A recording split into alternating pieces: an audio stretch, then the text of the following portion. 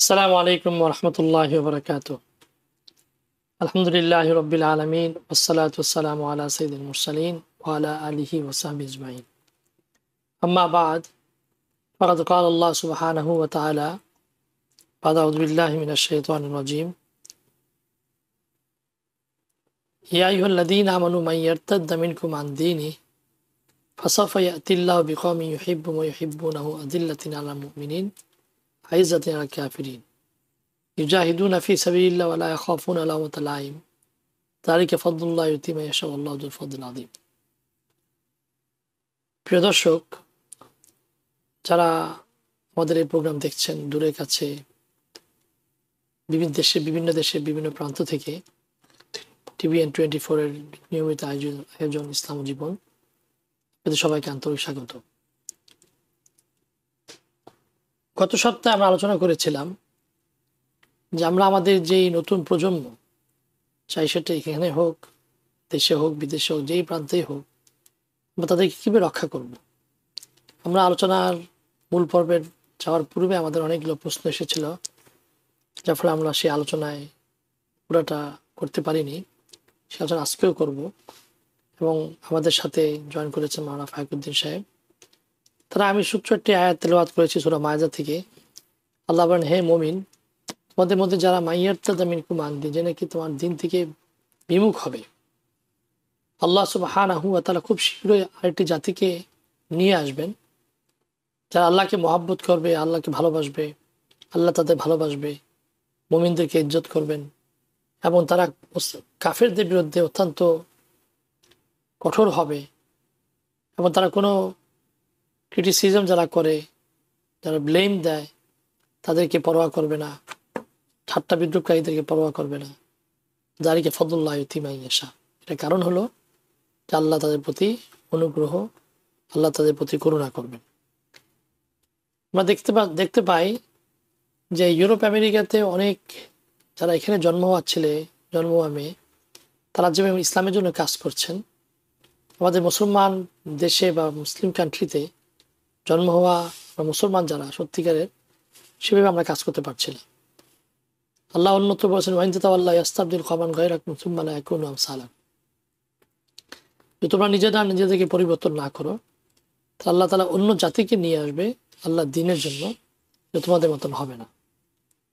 আর আমাদের জন্য একটি প্রশ্ন রয়ে গেছে যে আমরা যারা পশ্চিমা দেশে বসবাস করছি এবং আমাদের দেশেও বসবাস করছি, বাংলাদেশে হোক, পাকিস্তান, ইন্ডিয়া, যেখানে হোক, আমরা আমাদের নতুন প্রজন্মের জন্য, আমাদের জেনারেশনের জন্য আমরা কতটুকু প্রস্তুত, কতটুকু তাদেরকে দ্বীনি শিক্ষা দিচ্ছি, তাদেরকে সেই জাহান্নামের আগুন থেকে রক্ষা করছি। তো আমি মাওলানা ফায়কুদ্দিন সাহেব আমার সাথে আছেন। আমি ওনাকে, আমাদের এক ভাই খুব আগে থেকে আমাকে একটা প্রশ্ন রেখে পাঠিয়েছেন।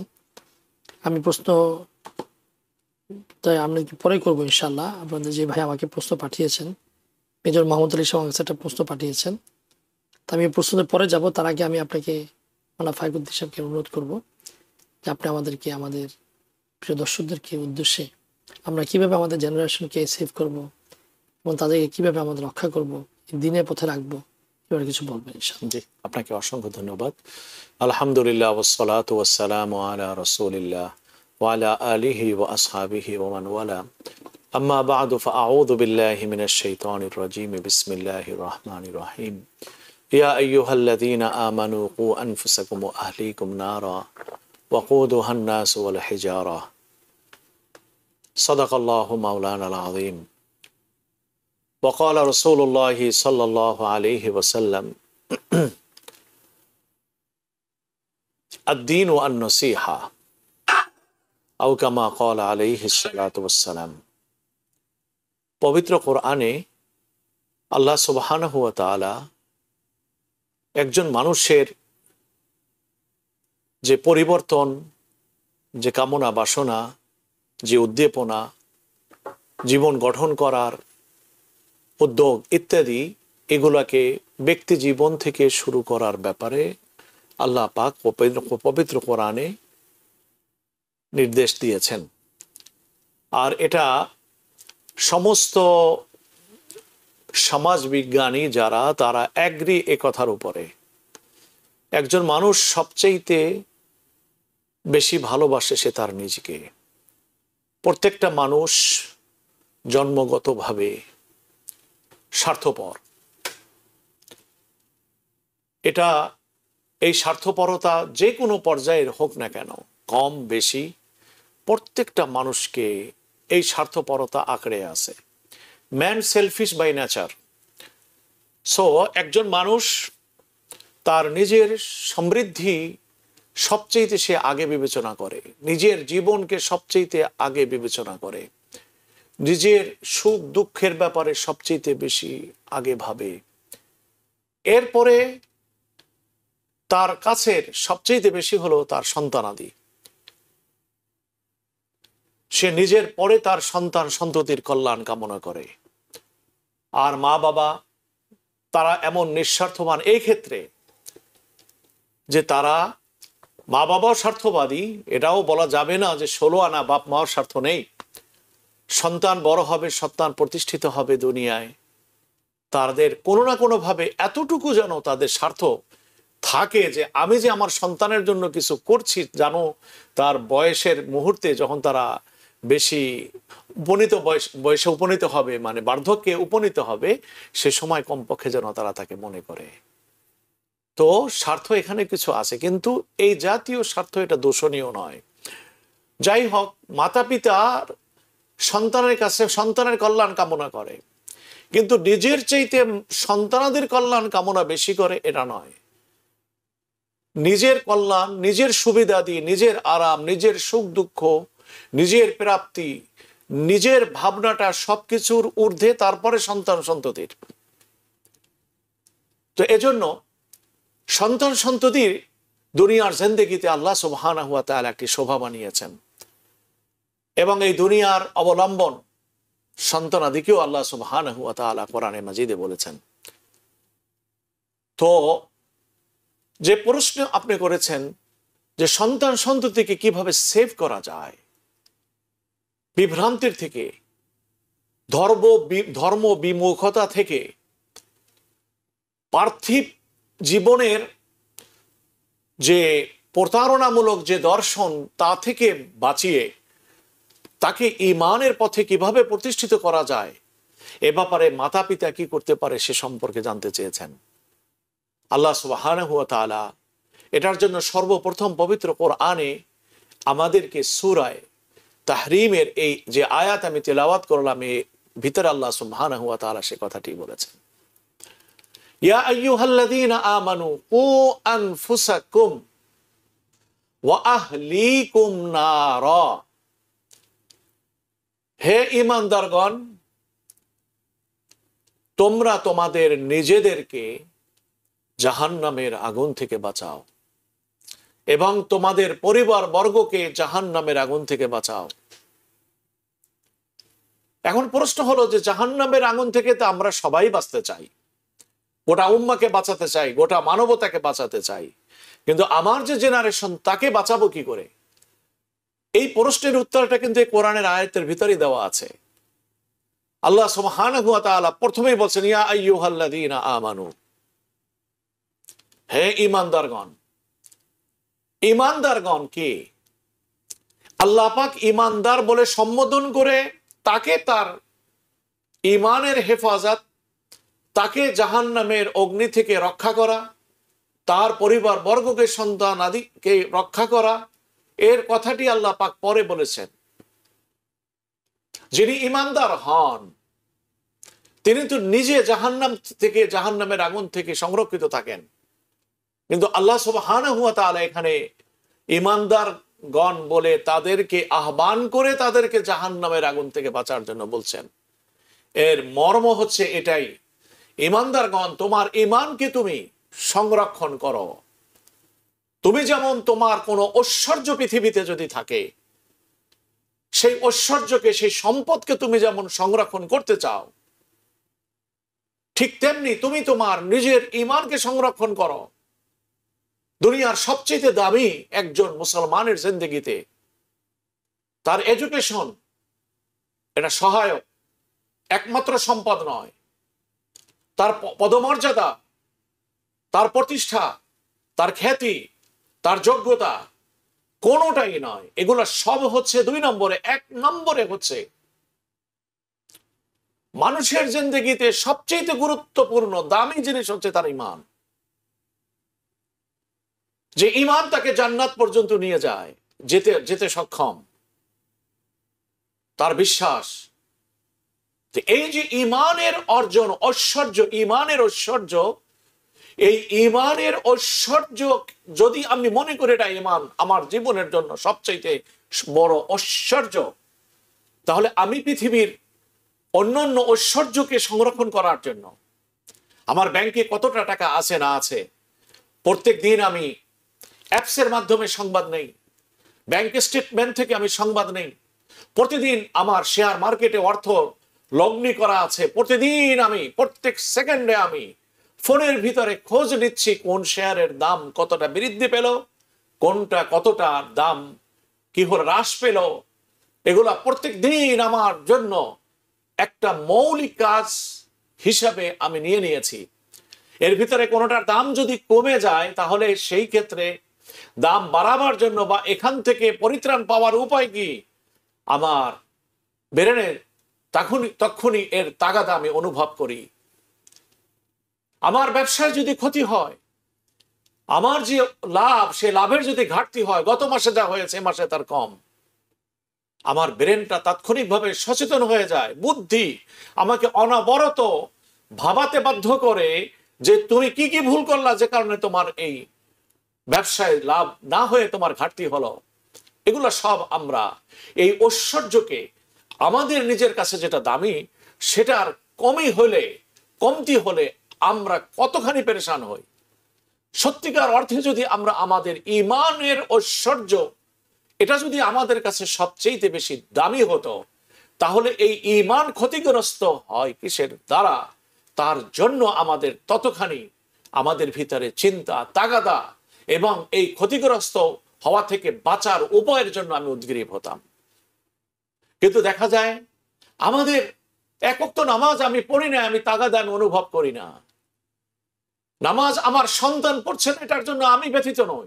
সে ভালো স্কুলে চান্স পেল কিনা, তার যে স্কোর সেটা তার আগে যেমন ছিল এখন কেন কম হলো, তার উন্নত মানের ক্যারিয়ার গঠন করার জন্য কোন কলেজে কোন শিক্ষা প্রতিষ্ঠানে তার অ্যাডমিশন নেওয়া যাবে, এটার জন্য কত বেশি আমি মাতা পিতা আমি চেষ্টা করি। আমি কি সেই পরিমাণ তার যে ঈমানের ঐশ্বর্য ক্ষতিগ্রস্ত হচ্ছে?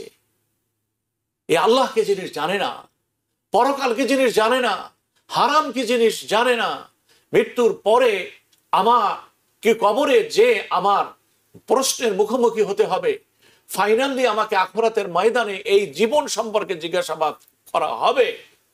আমি আল্লাহর দেওয়া আমানত কতটুকু রক্ষা করেছি, তার দেওয়া দ্বীনের উপরে কতটুকু চলতে পেরেছি, আমি আমার নিজকে কি আল্লাহর নাফরমানি থেকে বাঁচাতে পেরেছি, আমার সন্তানকে কি বাঁচাতে পেরেছি, এগুলা কি কখনো আমাদের চিন্তা চেতনাকে আলোকিত করে?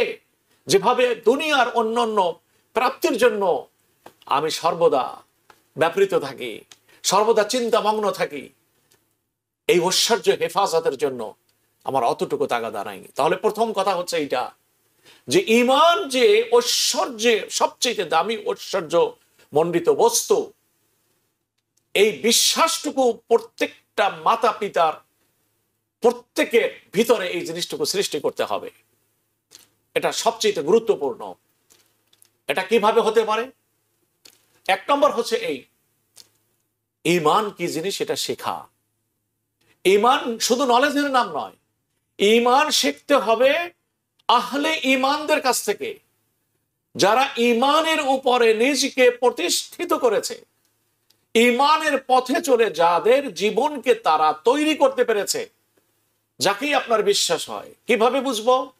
যার কথা এবং কাজ, যার জীবনটা পুরো দিনের উপরে চলে, যে ব্যক্তি ইসলামে যেটা বলে সেটাকে সে বাস্তবায়ন করার চেষ্টা করে ইত্যাদি, যার ভিতর জগৎ এবং বাহির জগৎ আমার মনে বলছে এক, এখানে কোনো পার্থক্য নেই। এই রকম ঈমানদার মানুষের কাছ থেকে ঈমানের দীক্ষা নিতে হবে। ঈমান শুধু নলেজের নাম নয়, নলেজের দ্বারা ঈমানের আলোকে বৃদ্ধি করা যায়, কিন্তু শক্তি তৈরি করা যায় না ঈমানের উপরে চলার জন্য। এই জন্য আল্লাহ সুবহানাহু ওয়া তাআলা কোরআনে মাজিদ আর এক সূরায় বলছেন যে ঈমানের উপরে চলার শক্তি তুমি কিভাবে পাবা?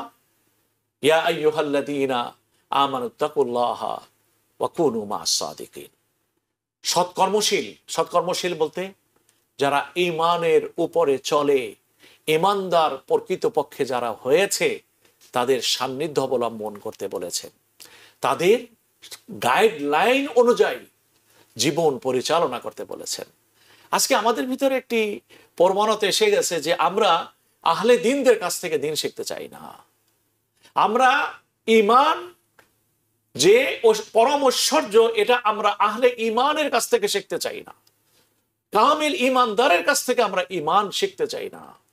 আমরা ঈমান বলছি, নলেজ যদি থাকে আমার ঈমানদারের কাছ থেকে ঈমান শেখার দরকারটা কি? আরবি যেহেতু আমি জানি, যারা মুফাসসির, প্রতিষ্ঠিত মুফাসসির, তাদের তাফসীর পড়ার দরকারটা কি? আমি তো আরবি জানি, নিজেই কোরআন শরীফ দেখেই তাফসীর করতে পারি, আমার তো সবকিছু জানা আছে। সুতরাং আমি কেন এই ঈমানের প্রশ্নে, ঈমান যে ঐশ্বর্য, এটার জন্য আমরা ঈমানদারদের কাছ থেকে আমাকে শিখতে হবে?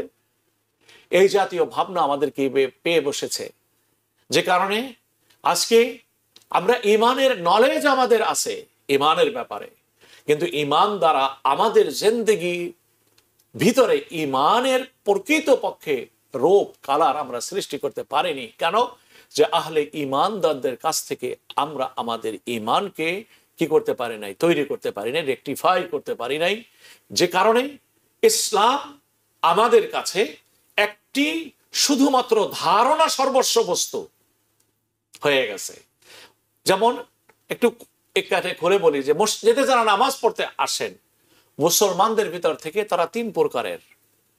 1 নম্বর হচ্ছে যারা প্রকৃত অর্থে নিজের অন্তর থেকে তাগাদা অনুভব করে আল্লাহ পাকের মহাব্বতে, রসূলের নির্দেশ পালনার্থে, আল্লাহ পাকের নৈকট্যশীল বান্দা হওয়ার জন্য, জাহান্নাম থেকে মুক্তির জন্য, আত্মাকে উন্নতি করার জন্য এক শ্রেণীর মানুষ মসজিদে আসে। আর এক শ্রেণীর মানুষ আসে, তারা কারা? যারা সামাজিক অ্যাক্টিভিটিস হিসাবে মসজিদে আসে। যে যদি আমি মসজিদে না যাই, বয়স হয়ে গেছে আমার 55-60, আমি যদি মসজিদে না যাই, মানুষে কি বলবে যে এই লোকটা এত বয়সী মানুষ, এখন পর্যন্ত সে মসজিদে যায় না, ঘরে বসে করেটা কি? আর স্বাভাবিকভাবে মানুষের বয়স যখন হয়ে যায়, যখন তার ভিতরে দিনের বুঝ না থাকে, তখন তার অবস্থানটাই হয়ে যায় বার্ধক্য জীবনে বিব্রতকর, তার নিজের জন্য, অন্যের জন্য। তখন নিজের ঘরে বস পর্যন্ত মানুষ স্বস্তি ফিল করে না যে এই লোকটা ঘরে থাকলে কি হবে, ভালো।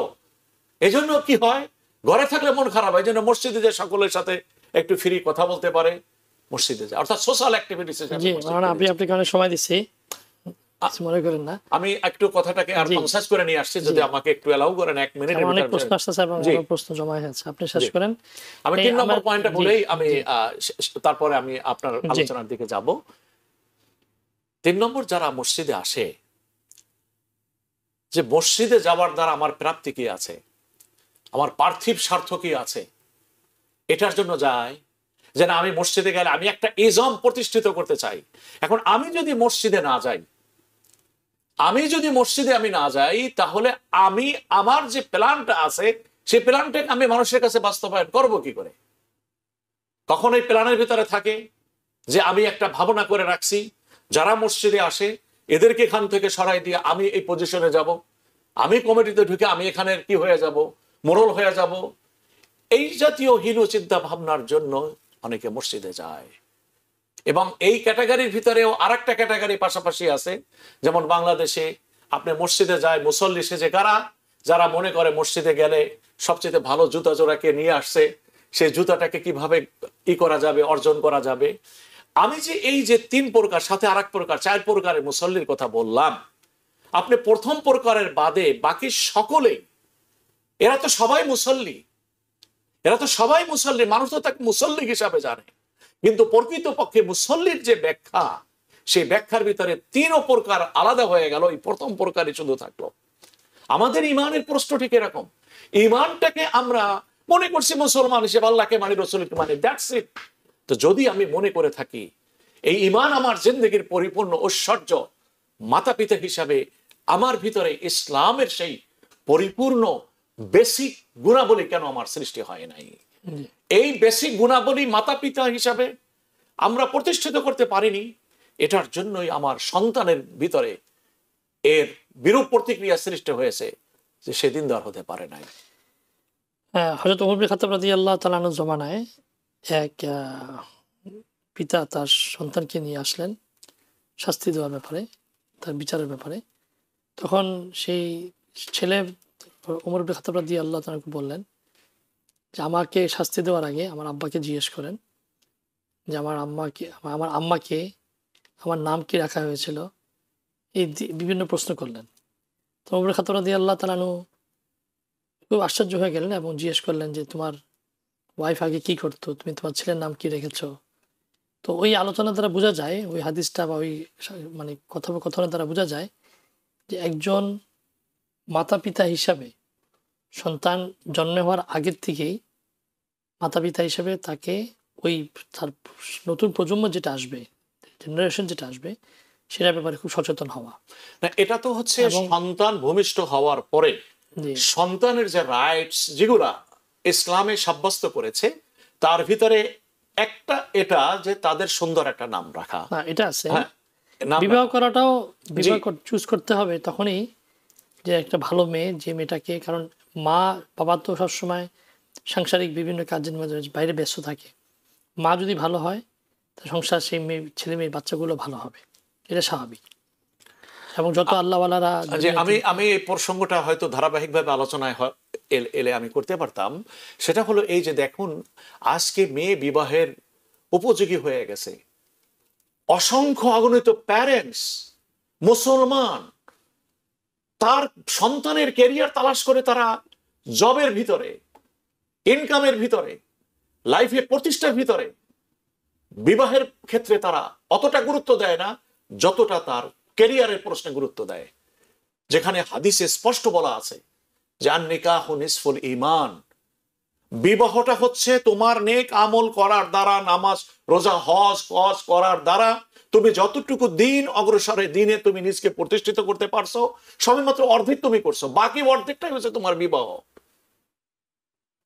আমরা আজকে এই আধুনিক সমাজে আমরা দেখতে পাই যে সন্তান 18 বছর বয়স হয়ে গেছে, 22 বছর, 25 বছর, এখনো পিতামাতা তার ক্যারিয়ারের জন্য, উন্নত শিক্ষার জন্য, আমি উন্নত শিক্ষার বিরোধী নই, আমি বলছি যে যদি আমি মনে করতাম যে ইসলাম আমার, ঈমান আমার সবচেয়ে দামি ঐশ্বর্য, তাহলে আমি ইসলামের এই দীক্ষাটা যে নবীজি বলে গেলেন যে কন্যা সন্তান যখন নাকি বালেগা হয়ে যায়, বালেগা অর্থে সামাজিক ম্যাচিউরিটির অর্থ এটা নয় যেটা ফিজিক্যালি ম্যাচিউর হয়।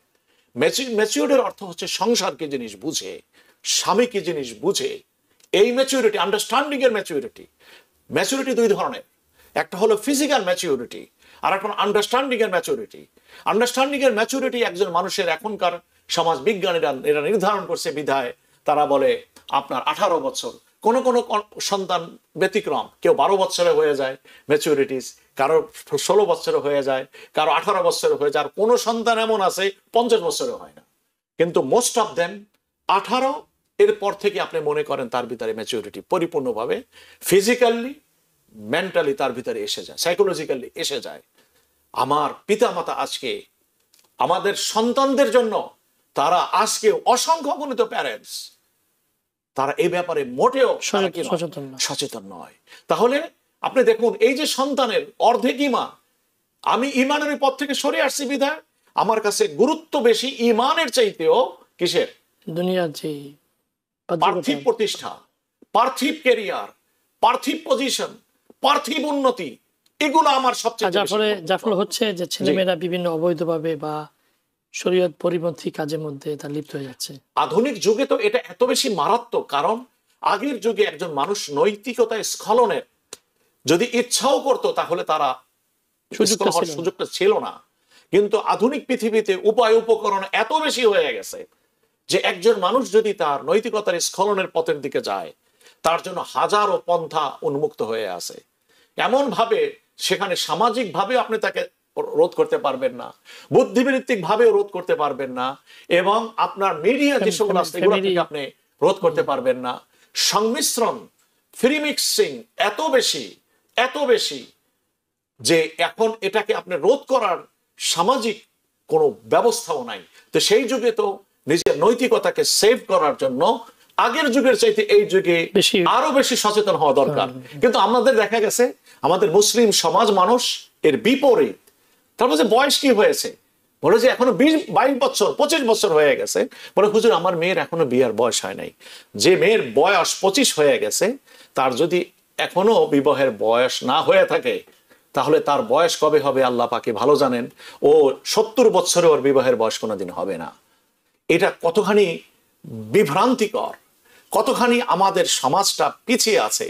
দেখুন এখানে কথা বলে তো অনেক প্রশ্ন আসে, উন্মুক্ত ভাবে কথা ধরা দরকার। দেখুন আমাদের সামাজিক একটা বিষয় হলো যে সন্তানাদি নেওয়ার ব্যাপারেও আমাদের কনসেপশন এখনো ক্লিয়ার না। কারণ বেশি সন্তান জন্ম দেওয়া এক ধরনের সামাজিক, মনে করে সমাজের দৃষ্টিতে এটা দূষণীয়, নিন্দনীয়। অথচ একজন মানুষ পৃথিবীতে আসবে, প্রত্যেকটা মানুষ অনন্য, একজনের তুলনায় অনন্য। কোন মানুষের ভিতরে কি প্রতিভা লুকায়িত আছে সেটা কেউ বলতে পারে না। যে সন্তান আমার আসছে 2-এর অধিক, সে যে এদেশের প্রেসিডেন্ট হবে না এটা কে নিশ্চয়তা দিতে পারে? সে আরেকজন যে সায়েন্টিস্ট হবে না এটা কে নিশ্চয়তা দিতে পারে? সে পৃথিবীর শ্রেষ্ঠ একজন ইকোনমিস্ট হবে না, কে নিশ্চয়তা দিতে পারেন এটা? সে যে একজন বিশ্ববিখ্যাত ফিলোসফার হবে না, এটার ব্যাপারে কে বলতে পারে? জি, প্রিয় দর্শক, আপনাদের ইসলাম ও জীবন, জি আমি দর্শক অপেক্ষা করছেন, দর্শকের নিয়ে তারপরে আমাদের যে লিখিত প্রশ্ন আসছে সেদিকে যাব। প্রিয় দর্শক যে লাইনে আছেন প্রশ্ন বলুন। হ্যালো, আসসালামু আলাইকুম। জি, ওয়ালাইকুম আসসালাম। জি, আমার হুজুরের কাছে আমার 2টা প্রশ্ন আছে। জি বলুন। আচ্ছা, আমার প্রথম প্রশ্ন হলো, আমরা তো হানাফি মাযহাব অনুসারী, আমাদের জোহর ও ওয়াক্ত শেষ হবে কি হানাফি মাযহাব অনুযায়ী নাকি শাফি মাযহাব অনুযায়ী? আর দ্বিতীয়টা হলো, ছেলে মেয়ের দ্রুত বিবাহ সম্পূর্ণ করানোর জন্য কি আমল করা যায় আমাদের বাবা মা হিসাবে?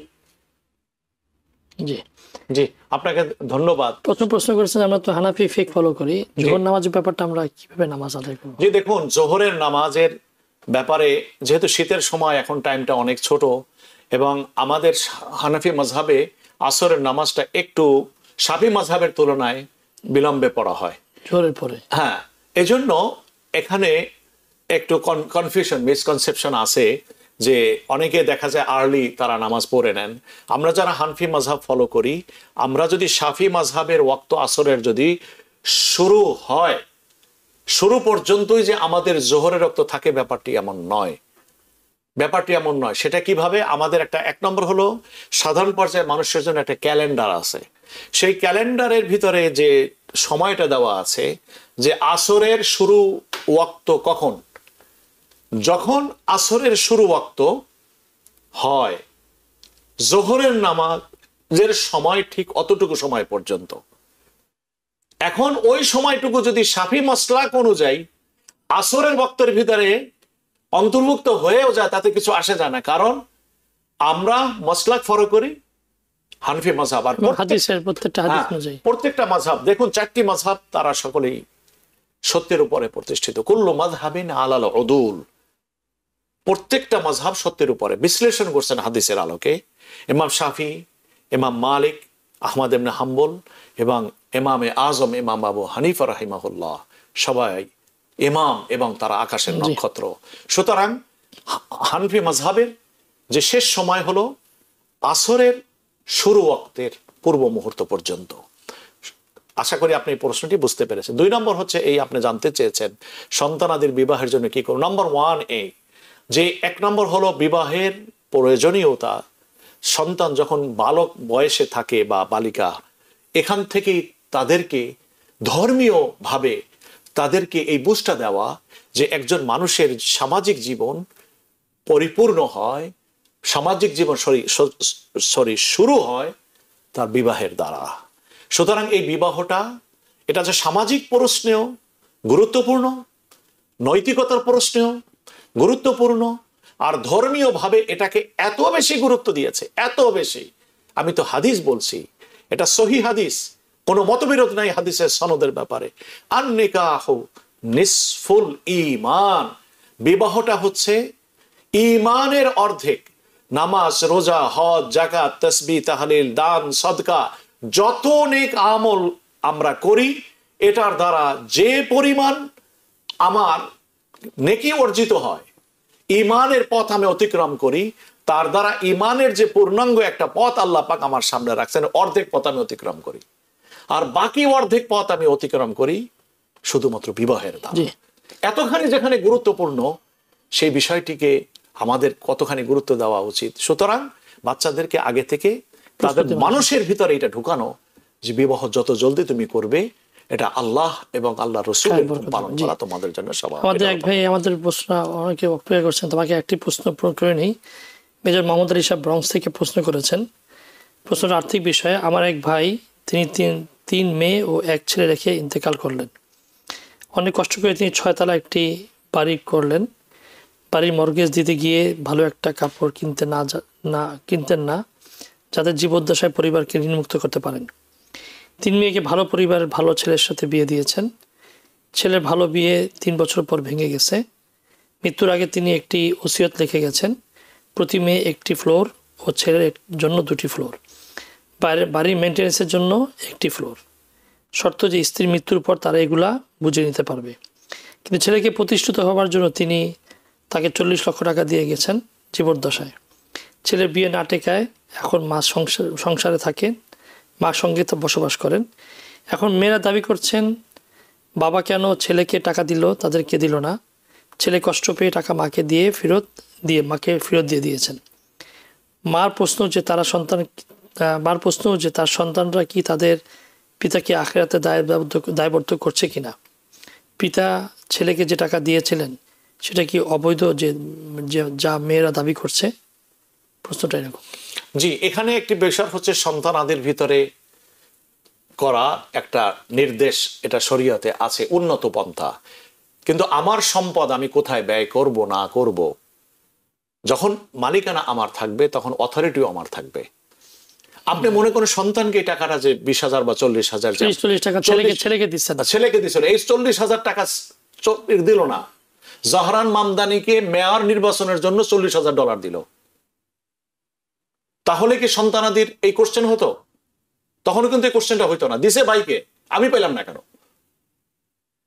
টাকার যার মালিকানা, সে যাকে দিবে, সে যাকে ইচ্ছে তাকে দিতে পারে। হ্যাঁ, পিতা হিসাবে যখন এক সন্তানকে দিয়েছে তখন অন্য সন্তানের দিকে তার খেয়াল রাখলে এটা ভালো হতো।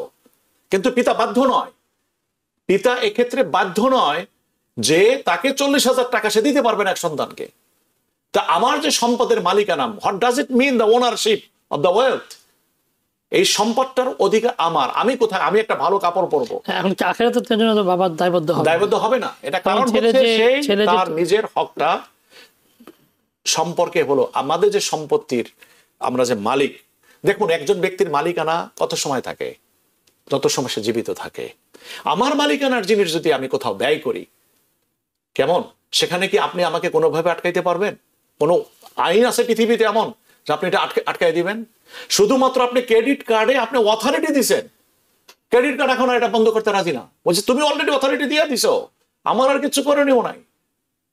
সব দুনিয়ার আইন ঠিক আছে, এখানে যেহেতু পিতা ইসলামের নাম দিয়ে বলছে সেটা ভালো করে নাই, মনে করছে ইসলাম এটা বললে হয়তো এই 40,000 আমরা সকলে সমান সমান পাবো, এই চিন্তা ভাবনা করে ধোকায় পড়ে তারপরে পিতাকে দায়ী করছে। পিতা এখানে মোটেও দায়ী হবে না। ছেলেকে টাকাটা ফেরত দেওয়া কোনো জরুরিও ছিল না। জি জি, আশা করি আমাদের যে ভাই প্রশ্ন করেছেন প্রশ্নের উত্তর পেয়ে গিয়েছেন। আমাদের দর্শক যিনি অপেক্ষা করছেন, প্রশ্ন বলুন। হ্যালো, আসসালামু আলাইকুম হুজুর, আপনারা ভালো আছেন? জি, ওয়ালাইকুম আসসালাম।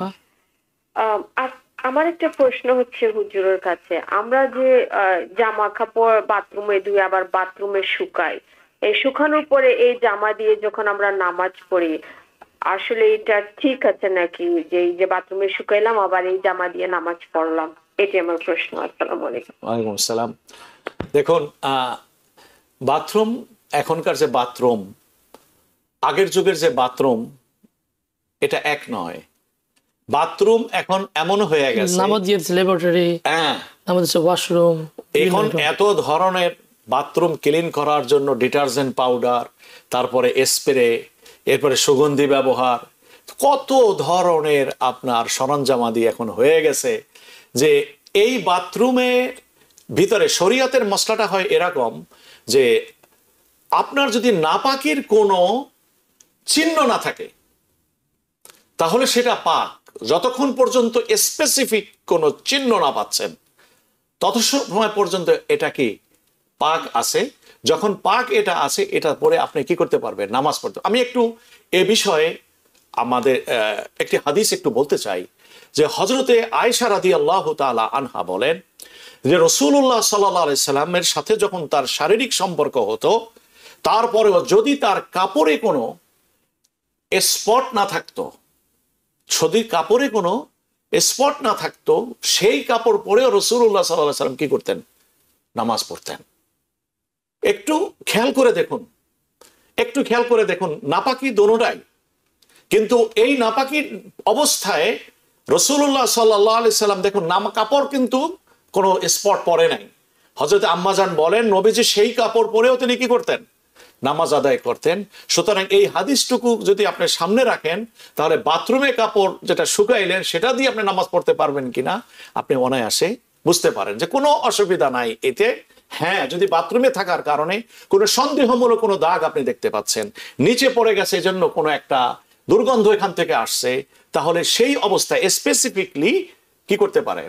আপনি ওই অংশটুকুতে নামাজ আদায় করতে পারেন। একটু আরো একটা হাদিসের ব্যাপারে বলি যে রাসূলুল্লাহ সাল্লাল্লাহু আলাইহি ওয়াসাল্লাম বলেন, এই মশলাটি হয়তো আমরা ইতিপূর্বে আলোচনা করিনি, যে অনেক সময় সন্দেহবশত নামাজের ভিতরে বাতাস বের হয়ে গেছে এটা মনে করে অনেকে নামাজ ছেড়ে দেয়। হ্যাঁ, আমার ওটাকে ফোর্ডিং যেটাকে বলে, এটার কারণে অনেকে মনে করে যে আমার পেছনের রাস্তা থেকে বাতাস বের হয়ে গেছে, সুতরাং আমার উজু ভেঙে গেছে, নামাজ ছেড়ে দিয়ে উজু করে সাবার নামাজ শুরু করে। হাদিসে রাসূলুল্লাহ সাল্লাল্লাহু আলাইহি সাল্লাম বলেন, কোন সন্দেহের বশবর্তী হয়ে বাতাস বেরিয়ে গেছে এই অবস্থায় তোমরা নামাজ ছাড়বে না, ঠিক কনফার্ম না হয়। হ্যাঁ, লা তাতরুকিস সালাত, তোমরা নামাজ ছাড়বে না হাত্তা তাজিদ সাওতাহা হাত্তা আও তাজিদ রিহাহা, যে তোমার যে বাতাসটি বেরিয়ে গেছে এই আওয়াজটুকু যদি তুমি শুনতে না পাও, অথবা বাতাস বের হলে যে একটা দুর্গন্ধ থাকে সেই দুর্গন্ধ যদি তুমি না পাও, তাহলে শুধু ধারণার বশবর্তী হয়ে যে আমার বাতাস বেরিয়ে গেছে এই ধারণার উপরে ভিত্তি করে তুমি নামাজ ছাড়বে না। এই জন্য আবার নাপাকির প্রশ্নে আসছি। দেখুন, আপনি যে বাথরুমে রাখছেন এই সমস্ত জায়গা এমন একটা জায়গা, এখান থেকে কিন্তু কনফিউশন তৈরি হয়। রাসূলুল্লাহ সাল্লাল্লাহু আলাইহি সাল্লাম আরেকটা বলছেন যে তুমি বাথরুমে পানি মানে প্রস্রাব করছো, তোমার মনের ভিতরে সন্দেহ আসছে হয়তো 1 ফোঁটা 2 ফোঁটা আমার কাপড়ের ভিতরে লেগে যেতে পারে। এই যে 1 ফোঁটা লেগে যেতে পারে সন্দেহ তোমার মনের ভিতরে কাজ করছে, উস্কো খুস্কো ভাবে তোমার মন তোমাকে ধাবিত করছে এদিকে। নবীজি বলেন এটার কারণে তোমার কাপড় নাপাক হয় নাই। তুমি কি করবে? ইস্তেঞ্জা করার পরে কুলুক বলি বা পানি ব্যবহার বলি, টিস্যু ব্যবহার করি, এরপরে তুমি পানির ছিটা দিবা তোমার কাপড়ে, পানির ছিটা দিয়ে দিবা যাতে তোমার ভিতরে ওই সন্দেহটা এসে দানা বইতে না পারে যে না আমার এখানে প্রস্রাব করেছে। তো সুতরাং বাথরুমের ভিতরে যে কাপড়গুলো থাকে শুকান, এটা কোনো অংশেই আপনার নামাজ আদায়ের জন্য অন্তরায় নয়। এই কাপড় পরে আপনি নামাজ পড়তে পারেন। হ্যাঁ, বলছি কোন ক্ষেত্রে না, যদি কাপড় নিচে পড়ে যেয়ে থাকে, কোনো দাগ পাওয়া যায়, সন্দেহযুক্ত দুর্গন্ধ আসে, সেই ক্ষেত্র ছাড়া বাথরুমে শুকাবার কারণে কাপড়, সেই কাপড় দিয়ে আপনি নামাজ পড়তে পারবেন না, এমন কথা ইসলামে বলা হয়নি। প্রিয় দর্শক যে লাইনে আছেন প্রশ্ন করুন। হ্যালো, জি বলুন। জি, আসসালামু আলাইকুম। আসসালাম। জি হুজুর, প্রশ্নটা হলো জুমার নামাজে কেউ যদি লেটে ঢুকে সেকেন্ড রাকাতের রুকুও পায় নাই, প্রথম রাকাত তো পায়নি, সেকেন্ড রাকাতের রুকুও পায় নাই, অর্থাৎ সে কোনো রাকাতই পায় নাই, শুধু লাস্ট বৈঠকে আত্মাহিত পাইছে, সেই ক্ষেত্রে তার জন্য কি নিয়ম? তার কি জুমার নামাজ হবে নাকি তাকে? জি, অত্যন্ত গুরুত্বপূর্ণ প্রশ্ন। এটা আমাদের মসজিদে প্রায় সব মসজিদে হয়ে থাকে। হ্যাঁ হ্যাঁ, যে আমি মনে হয় আমাদের নবীন ভাই ওদের প্রশ্ন করেছেন। যাই হোক, যেভাবেই হোক না কেন, যেহেতু তিনি নাম বলেন না, না গলা শুনে মনে হচ্ছে। তো আমি যেটা প্রশ্ন আমার একটু প্রশ্ন আর একটু সুন্দর করে বলি। যে প্রশ্নটা অনেক ভাই তাশাহুদের মধ্যে এসে বসেন, ঠিক তাশাহুদে যখন আসেন, আমরা যখন সালাম, আমি অনেক সময় নামাজে দেরি করে দেখে দরজার আওয়াজ হচ্ছে, 4-5 জন দৌড়াদৌড়ি করে আসতেছে। এগুলো সব যুগে সব এলাকায় কিছু আল্লাহর বান্দারা থাকে। এই ক্ষেত্রে খুব কঠিন ভাবে অনেকে প্রশ্ন করে থাকেন যে আমার কি নামাজকে আবার দৌড়ায় পড়তে হবে কিনা, এটার ব্যাপারে একটু বলবেন। দেখুন, একজন মানুষ, এই যে এই প্রশ্নটা আর একটু আমি ক্লিয়ারিফাই করি, সেটা হলো যদি কেউ আত্তাহিয়াতুর পূর্বে এসে নামাজে, জুমার নামাজে শরীক হয়, কেমন, তাহলে তাকে কি এই 2 রাকাতের পরিবর্তে কি 4 রাকাত পড়তে হবে নাকি 2 রাকাত পড়বে? কারণ 2 রাকাত যদি পড়ে তাহলে বোঝা গেল সে জুমার নামাজ পেল, জুমার নামাজ তার হয়ে গেছে, জামাত পাইছে সে। আর যদি সে জামাত না পেয়ে থাকে, মনে করেন 4 রাকাত যদি পড়তে, তাহলে বোঝা গেল তার জুমার নামাজ তার হয় নাই, তার জোহরের নামাজ হয়েছে। ফুকাহা ইকরাম বলেন, যদি কেউ আত্তাহিয়াতুর ভিতরেও ইমামকে পায়, আত্তাহিয়াতুর ভিতরেও যদি ইমামকে পায়, লাস্ট বৈঠক তো একটাই, শেষে দ্বিতীয় রাকাতে, তাহলে সে জুমার নামাজ পাইছে। তাহলে তাকে সে ইমামের পিছনে আত্তাহিয়াতু পড়বে, পয়রা সে ইমাম সালাম ফিরাবেন, তিনি সালাম ফিরাবেন না, তিনি দাঁড়িয়ে 2 রাকাত নামাজ পড়বেন, কারণ তিনি জুমার নামাজের ভিতরে এখনো আছেন, এই জন্য 2 রাকাত পড়বেন। আর যদি দেখা গেল যে আত্তাহিয়াতুর ভিতরে ইমামকে পায় নাই, ইমাম আত্তাহিয়াতু পরে শেষ করেছে, বুঝবো কিভাবে? এটাও একটা কোশ্চেন। যে বোঝা যাবে, কমন সেন্স অ্যাপ্লাই করলে বোঝা যায় যে কতটুকু সময় নিল ইমাম। আমি যখন করলাম, বসলাম, তারপর ইমাম কতটুকু সময় নিছে, সেই সময়ের ভিতরে দরুদ শরীফ, দোয়ায়ে মাসুরা এগুলা পড়া সম্ভব কিনা, এটার দ্বারাই কিন্তু বোঝা যায় যে আত্তাহিয়াতু ইমাম পড়ে ফেলছে কিনা, রাইট? যদি এইভাবে পাওয়া যায়, বুঝতে পারে কনফিডেন্টলি, বুঝছেন তিনি যে আমি আত্তাহিয়াতুর ভিতরে ইমামকে পেয়েছি, আশহাদু আল্লা ইলাহা ইল্লাল্লাহু ওয়া আশহাদু আন্না মুহাম্মাদান আবদুহু ওয়া রাসূলুহু, এতটুকুর ভিতরে যদি ইমামকে পায়, তাহলে তিনি জুমার নামাজ পেয়েছেন, তাকে 2 রাকাত নামাজ আদায় করতে হবে। আর যদি না পান, আত্তাহিয়াতুর ভিতরে যদি না পায়, তাহলে তার জামাত জুমার হয়নি, তাকে জুমার নামাজ তিনি পান নাই, তাকে 4 রাকাত নামাজ পুরো করতে হবে। কোনো ব্যক্তি নামাজ পড়তেছেন ইমামের সাথে, একটু প্রশ্ন করছে আমাকে, জুমা নামাজের শেষে আত্তাহিয়াতু পড়ার অবস্থায় তার ওযু ছুটে গেছে। এখন চিন্তা করতেছে আমি কি করব, কিন্তু এখন সালাম তো ইমাম সালাম ফিরে নাই, তার আত্তাহিয়াতু পড়া শেষ হয়ে গেছে, ইমামের তা মুসল্লির, কিন্তু ওই অবস্থার মধ্যে তার ওযু ছুটে গেছে।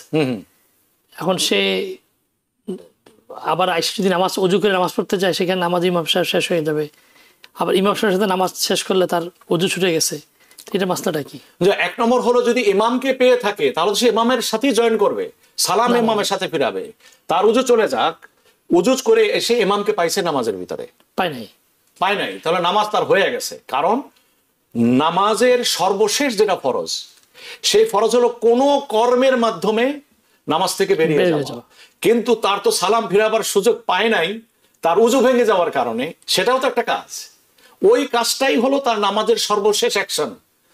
এটা যেহেতু সাব্যস্ত হয়ে গেছে, যদিও সেটা সালামের দ্বারা হয় নাই, তার নামাজ হয়ে গেছে, ওয়াজিব বাকি রয়ে গেছে। তো ওয়াজিব বাকি থাকলেও এই ক্ষেত্রে নামাজ হয়ে গেছে বলেই গণ্য হবে। জি, জুম্মা আদায় হয়ে গেছে। জি, আমাদের আরো অনেকে প্রশ্ন অপেক্ষা ছিলেন, কিন্তু এখন আর সময় দিতে পারছি না। প্রিয় দর্শক, আপনারা দেখছিলেন ইসলাম ও জীবন। গত সপ্তাহ এবং এই সপ্তাহে আমরা যে আলোচনা করেছি সংক্ষিপ্ত আকারে, যে আমাদের নতুন প্রজন্ম এবং আমাদের যে ভবিষ্যৎ প্রজন্ম, তাদেরকে আমরা কিভাবে হেফাজত করব, কোরআন হাদিসের আলোকে যেটা আমাদের আলোচনার যেটা আর কি নির্যাস বা কনক্লুশন, যেটি সেটা আমাদের নিজেদেরকে আগে ভালো হতে হবে। আমরা যদি ভালো হই, আমরা যদি আমাদের সন্তানদের প্রতি সচেতন হই, তাহলে ইনশাল্লাহ আমরা যেখানেই বসবাস করি, যেই পরিস্থিতি বসবাস করি, সন্তান গর্ভে আসার পর থেকেই তার ঐশ্বর্য একমাত্র যে ঈমান, এই ব্যাপারে মাতা পিতার আগে থেকে প্ল্যান হবে। এবং যদি আমরা সচেতন হই এবং আমরা যদি দিনের প্রতি থাকি, তাহলে আমাদের সন্তান ভালো হবে। জাস্ট একটা উদাহরণ দেই, আমি নিজে যদি মোবাইলটা ইউজ করে থাকি এবং আমার সন্তানকে যদি বলি তুমি মোবাইল ইউজ করো না, তাহলে সেটা কখনো সে মোবাইল থেকে মোবাইল ত্যাগ করবে না, বা ডিভাইস ত্যাগ করবে না। আগে আমাকে মোবাইল থেকে বা ডিভাইস থেকে মুক্ত হতে হবে, তারপরে আমি আমার সন্তানকে এই অ্যাডভাইস দিতে পারবো। তো আল্লাহ আমাদেরকে সবাইকে আমাদেরকে দিনদার হওয়া, আল্লাহর পথে সঠিকভাবে দিন পরিচালিত হওয়ার তৌফিক দান করুন। এবং আপনারা সুস্থ থাকুন, ভালো থাকুন। আজকের মতো ইসলাম জীবন শেষ করছি। আসসালামু আলাইকুম ওয়া রাহমাতুল্লাহি ওয়া বারাকাতুহু। TBN 24 টেলিভিশন দেখতে আজই কল করুন 7187776556। লগ ইন করুন www.totalcablebd.com। নিউ ইয়র্ক থেকে সম্প্রচারিত TBN 24 টেলিভিশন বিশ্বজুড়ে বাঙালির কণ্ঠস্বর।